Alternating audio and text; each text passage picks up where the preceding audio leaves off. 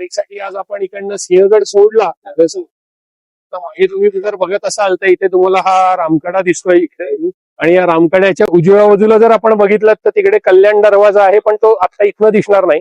पण आपण या डाव्या बाजूनी इकडनं उतरलोय रामकड्याच्या ही डाव्या बाजूनी. इकडे तटबंदीतून एक वाट तोडलेली आहे आणि त्या वाटेने खाली उतरून आपण आता या इथे आलेलो आहोत. इथं रामकड्याच्या भवानीचा एक उल्लेख ऐतिहासिक कागदपत्रामध्ये येतो. इथे आता जिथे उभं आहे तिथे तुम्ही बघा, इथे जी बांधकामाची सगळी ज्योती दिसत आहेत, इथे कदाचित ते रामकड्याच्या भवानीचं मंदिर असावं. कारण आता एक्झॅक्टली ते मंदिर कुठे होतं हे कळत नाही आपल्याला. पण रामकड्याच्या भवानीच्या दिवाबत्तीची सोय, तिला दसऱ्याला बकरं दिलं जायचं वगैरे असे सगळे उल्लेख कागदपत्रांमधनं आपल्याला येतात. आता इकडनं आपण निघाल्यानंतर आपल्याला समोर आपलं लक्ष दिसतंय ते म्हणजे समोरच आपल्याला इथे तोरणा किल्ला दिसतोय. हा हा तोरणा किल्ला इथे आपल्याला हा दिसतोय. पण त्या तोरण्याला थेट जाण्याच्या आधी आपल्याला इकडे या झाडाच्या मागे तुम्ही जर बघितलं तर इथे इकडे इथे जर तुम्ही बघितलं तर मागे राजगड डोकावतो इथे. मागे जो कडा दिसतोय तो राजगडच्या पद्मावती माचीचा आहे, बालेकिल्ल्याचा आहे तो. तर आता इथनं सरळ ही जी वाट दिसतीये राजगडच्या दिशेला जाणारी, या वाटेनी आता आपण साधारण 2-2.5 तास हे आपल्याला विंझरला पोचायला लागतील. विंझरला पोहोचल्यानंतर गुंजवणीला जायला लागणार आहे. गुंजवणे साधारण 6 ते 7 किलोमीटर गुंजवणे आहे विंझर पासून. आणि तिकडनं गुंजवण्यातनं आपल्याला राजगड किल्ला चढायला लागणार आहे. राजगड किल्ला चढून पुढे बुतोंडे खिंडीमध्ये आपण उतरणार. फेमस ट्रेक आहे, सगळ्यांना माहिती आहे राजगड तोरणा. त्यातल्या राजगड तोरणा ट्रेकमध्ये बुतोंडे खिंडीपर्यंत आपण जाणार आहोत. तिथे मग कदाचित आपलं जेवण होईल, माहित नाही आता प्रत्यक्ष आपण नेता किती वाजता पोहोचतोय वगैरे काय ते. आणि ते झाल्यावर शेवटचा टप्पा बुतोंडे खिंड ते माची तोरणा, आणि मग तिकडनं तोरणा उतरून आपल्याला खाली जायला लागणार. असा तो पूर्ण ट्रेक आहे. हे वेगवेगळे टप्पे आहेत त्याच्यातले. वाटेत 2-3 ठिकाणी गाडी रस्ता येतो, विंझरला येतो, गुंजवणीला येतो, बुतोंडे खिंडीत गाडी रस्ता येतो, आणि मग त्याच्यानंतर थेट आपल्याला तोरणा किल्ल्याच्या पायथा म्हणजे एकतर वेल्हे किंवा भट्टी या ठिकाणी गाडी रस्ता दिसू शकतो. आता हा ट्रेक आपण आज करणार आहोत. वाटे या परिसरामध्ये अजूनही आपल्याला आता राजगड बघितला, थोडस या बाजूला आपण इथे गेलो तर हे एका डोंगरावर आपल्याला झाडं इथे दिसतायत ह्या माथ्यावरती.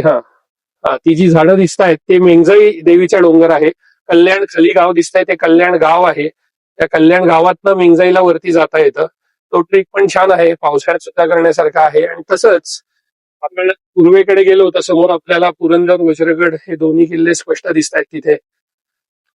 उजवीकडचा पुरंदर आहे, डावीकडे वज्रगड आहे.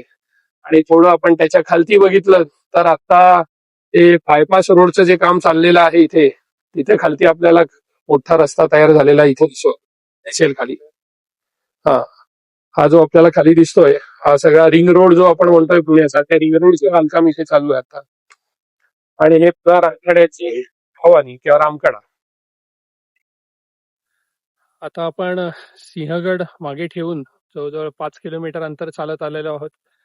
मागे तुम्ही जर बघितलं असेल सिंहगडच्या टॉवरच्या खाली पार्किंग दिसतंय. आपण तिथनं सुरुवात केलेली होती. नॉर्मली हा ट्रेक जो आहे तो आतकरवाडीतनं सिंहगड चढून सुरुवात करतात, पण एवढा सगळा ट्रेक या उन्हामध्ये जमेल का नाही अशी शंका असल्यामुळे तो ट्रेक या पार्किंग मधनं आम्ही सुरू केला. पार्किंग मधनं आपण सगळं कल्याण दरवाजाच्या जवळ आलो. तिकडनं उतरत आता हे सगळ्या डोंगररांगा पार करत, काही मोठे उतार होते, काही छातीवरचे अंगावरचे चढ होते, ते सगळे क्रॉस करून आपण वरती आलो. येताना या वाटेवर सिंहगड सोडल्यानंतर साधारण 1 किलोमीटर अंतरावर एक बंदुकीची गोळी मिळाली आम्हाला. आधीच दाखवणार आहे. ही बंदुकीची गोळी ही सिंहगडच्या रामकड्यापासनं साधारण 1 किलोमीटर अंतरावर मिळाली. म्हणजे त्या कालखंडामध्ये या जागांवरनं देखील मारा केला जात असावा अशी एक शक्यता आहे. नाहीतर ही बंदुकीची गोळी एवढ्या लांब येण्याचं काही कारण नाही. आपण हे जर बघितलं तर ही शिशाची आहे बंदुकीची गोळी, पांढरी झाली आहे ती. लेड ऑक्साईड मुळे ती पांढरट दिसते आपल्याला. नाही तर त्याचा रंग जो असतो तो ग्रे कलरचा रंग असतो, राखाडी कलर रंग असतो त्याचा. अशा काही वस्तू किल्ल्यांवरती मिळत असतात. चालत जाताना फक्त आपण डोळे जर उघडे ठेवले बऱ्याच गोष्टी आपल्याला मिळतात. आता आपण इथनं विंझरच्या वाटेला चाललेलो आहोत. कदाचित इथनं 1 तास विंझरला लागेल असा एक अंदाज आहे. तिथनं मग आपण राजगड आणि मग तिथनं तोरणा, ही ती रिज आपल्याला समोर दिसतीये. इथनं ती रिज समोर बघतानाच इथे ही जी डोंगर रांग दिसते, इथनच आपल्याला चालत चालत तोरणा चढायचं आहे. तोरण्यावर जायचं इथे. चला पुढच्या प्रवासाला निघू. दमछाक झालेली आहे, पण थांबून चालणार नाही.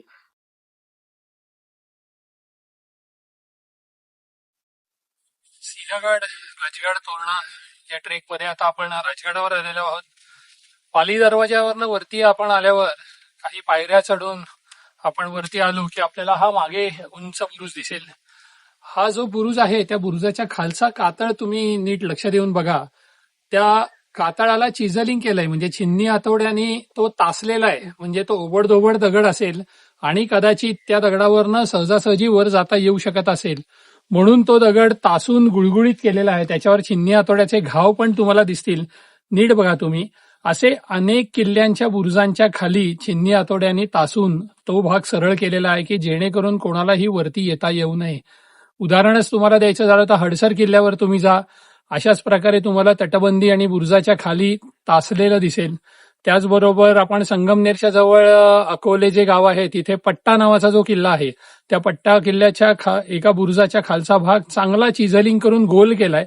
म्हणजे जवळजवळ तो असा रॉकेट बुरुजच केल्यासारखा एक प्रकारे दिसतो.